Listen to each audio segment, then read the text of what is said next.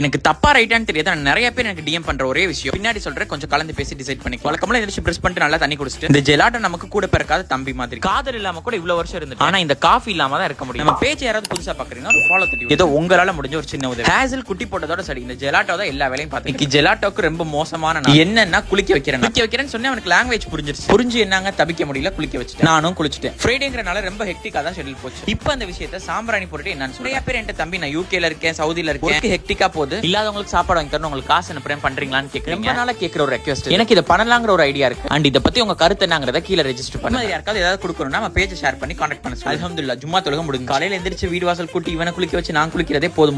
So கடையில தான் மதியானம் ஒரு ஹாஃப் மீல் பார்சல் வாங்கி. எனக்கு எப்பயுமே இந்த கோபி சுதாகரனோட vlogs ரொம்ப பிடிக்கும். டாக்ஸிக் நல்ல ஜாலியா நம்ம ஃப்ரெண்ட்ஸ் கூட பேசி சிரிக்கிற மாதிரி ஒரு வைப் தரும். அந்த அப்பளத்தை சாப்பிடல கீழே தான் போட்டேன், நீங்களும் போட்டேன். அதுல சோடியம் பிளஸ் ஆயில் கண்டென்ட் அதிகமா. சாப்பிட்டு முடிச்சு ஒரு ஜில்லா ரெஃப்ரெஷிங்கா ஒரு வாட்டர் மெலனை போட்டாச்சு. இவனை குளிக்க வச்சு ட்ரையர் எல்லாம் போட்டேன், இருந்து அவன் காயல. ஈவினிங் மாடி கூட்டு போய் ஒரு சூரிய குளியல் குளிப்போல. ஹேசல் நம்மள கண்டுக்கிறதே நம்ம பையன் தான், கூடயே தூங்குறான், எந்திரிக்கிற எல்லாம் பண்ண. தென் கடைக்கு போய் பால் பாக்கெட் வாங்கிட்டு வீட்லயே ஃப்ரீயா ரெஸ்லிங் மேட்ச் பார்த்தேன்.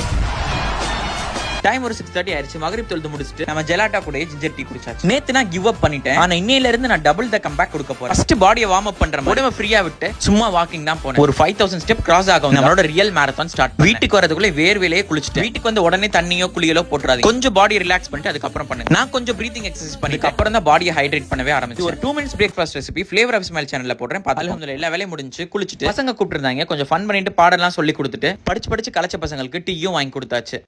அவ்வளோதாங்க. அல்ஹம்துலில்லாஹ் இந்த டே இதோட சக்ஸஸ்ஃபுல்லாக முடிஞ்சிருச்சு. பை பை, நாளைக்கு பார்க்கலாம். Have fun.